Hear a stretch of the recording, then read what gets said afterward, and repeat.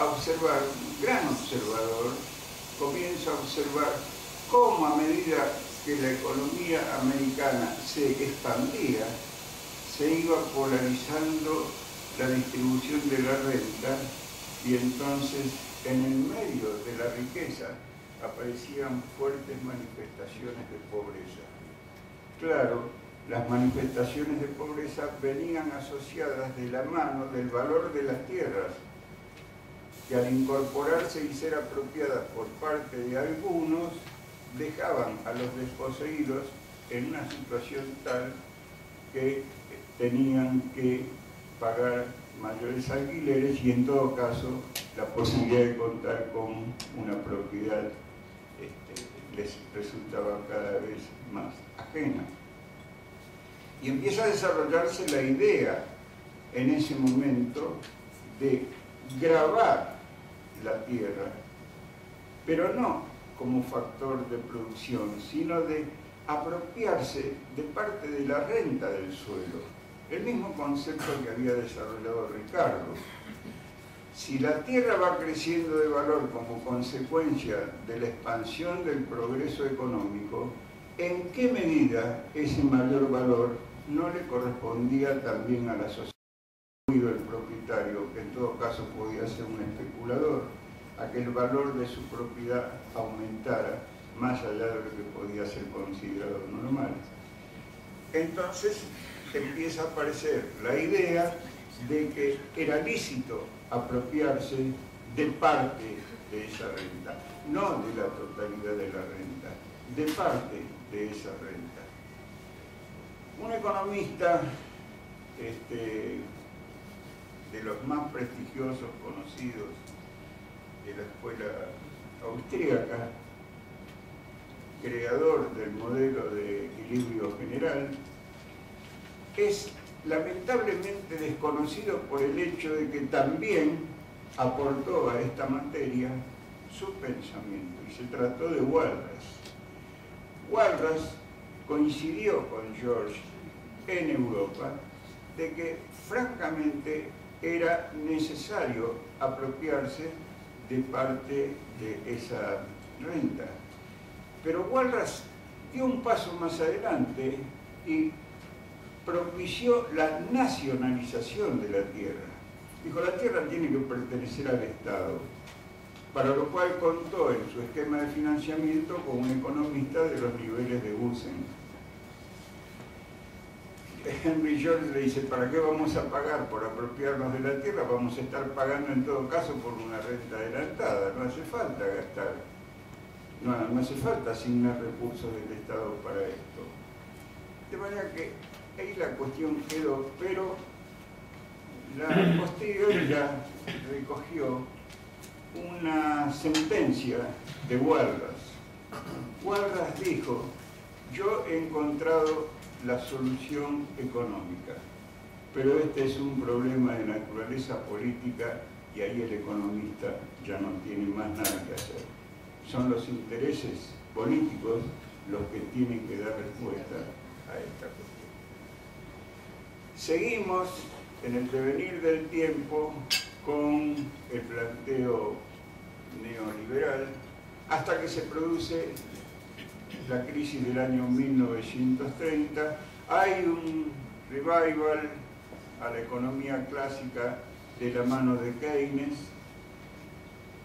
una revitalización del rol del Estado como regulador del proceso económico y reactivador de la economía, y el mundo conoce, a partir de los años 30 y hasta fines de la década de los años 60, la época de mayor desarrollo tecnológico que hasta entonces había conocido la humanidad.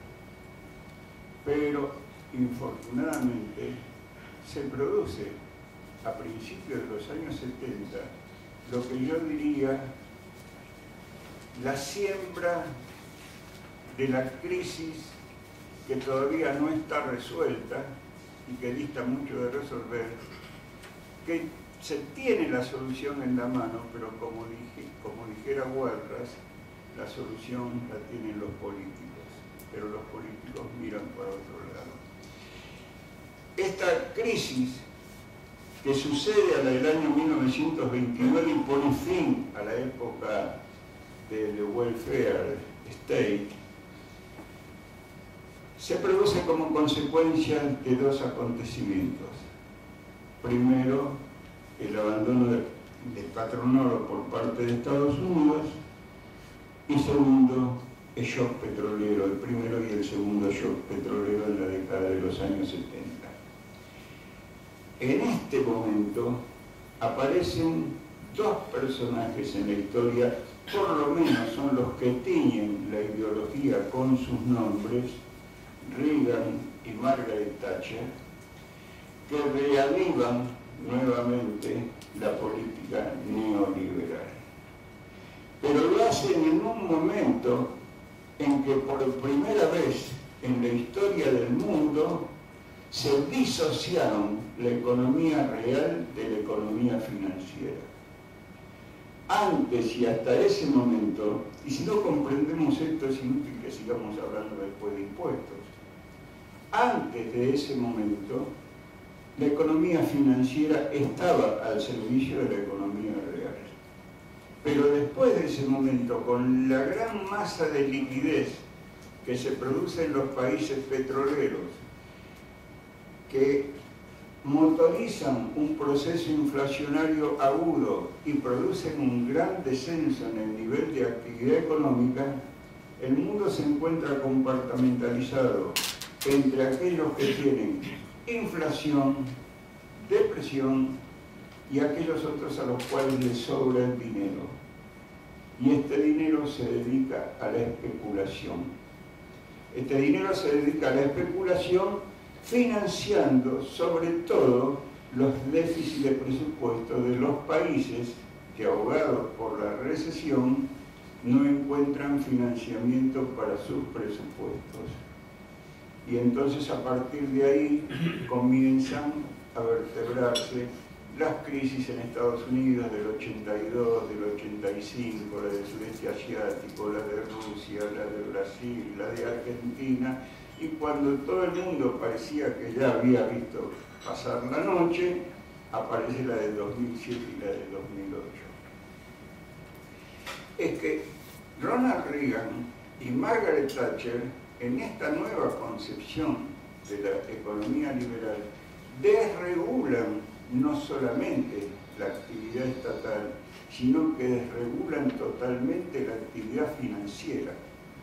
Y el mundo de las finanzas comienza a girar con sus propias leyes, con los hedge funds, con los distintos mecanismos que inclusive condenan a dos premios Nobel que habían ideado mecanismos especulativos en the capital markets, que así se llamaba la firma que fue a la quiebra. Este mundo de la especulación se ubica allá donde puede, y allá donde puede comprende también en épocas muy recientes todas las hipotecas subprime en Estados Unidos.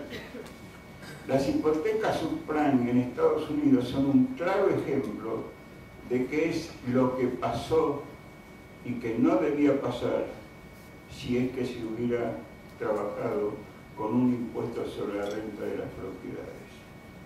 Si se concedían créditos a personas que compraban propiedades, no tenían capacidad de pago, pero como la demanda seguía subiendo, las propiedades seguían subiendo de valor, se amontonaron fortunas, finalmente la burbuja estalló y ahí quedó el desnudo con la quiebra de Lehman Brothers, una crisis que todavía no está resuelta.